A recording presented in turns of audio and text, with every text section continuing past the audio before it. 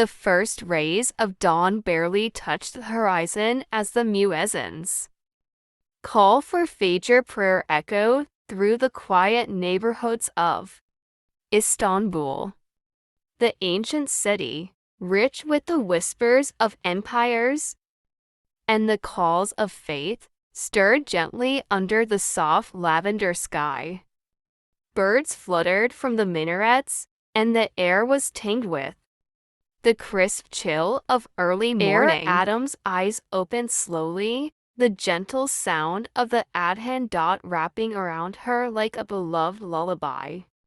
She reached for her dot scarf, neatly folded beside her pillow, and pulled herself from the warmth of her bed. Her room was simple but full of personality. Quranic verses framed above her desk, a bookshelf filled with law books and poetry, and soft lighting that reflected her introverted, warm spirit. She stood before her mirror for a brief moment, adjusting her hijab. The quiet intimacy of the early morning was her sacred time, a time when the world was still and her heart spoke clearly to her Lord. She performed her wudu with slow reverence, the cold water refreshing against her skin. Every movement was deliberate, every intention clear. Wrapping herself in her soft white prayer garment, she laid her prayer mat facing the Qibla, the spiritual center that pulled her heart toward Mecca. As she raised her hands in takbir, Era's soul quieted. The verses of Surah al-Fatiha flowed effortlessly from her lips. With every bow and prostration, she poured her soul into the prayer, asking Allah for protection, wisdom, and peace. Tears gently formed in her eyes, not from sadness, but from the overwhelming love she carried for her Creator. After prayer, she sat cross-legged on her mat, whispering her morning dua. Allahumma inni 𝘽𝙚𝙮𝙚 wa rizqan tayyiban wa amalan mutaqabbalan. O Allah, I ask you for beneficial knowledge, good provision, and accepted deeds.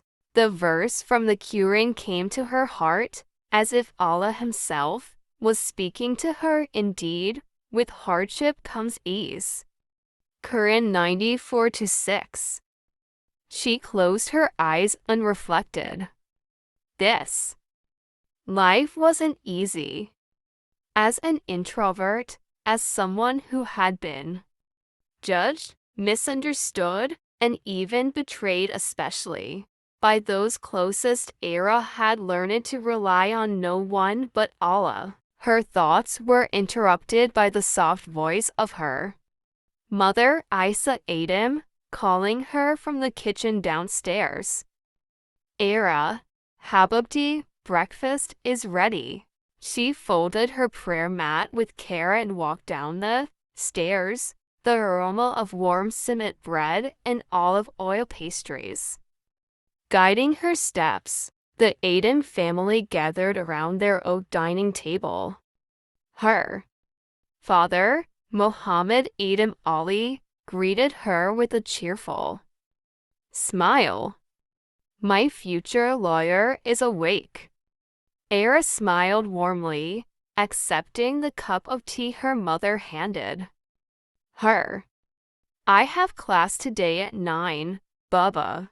Istanbul University will be lucky to have you walk through their doors, her father said proudly. Their laughter filled the room as her mother placed fresh bread, cheese, olives, and boiled eggs on the table.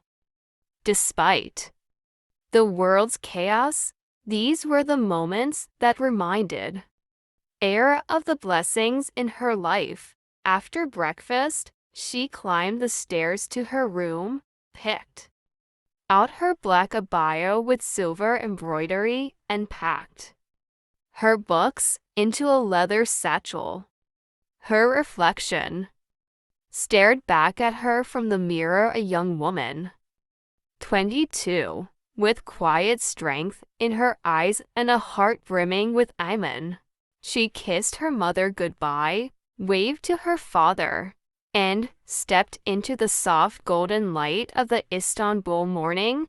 Today would be just another day.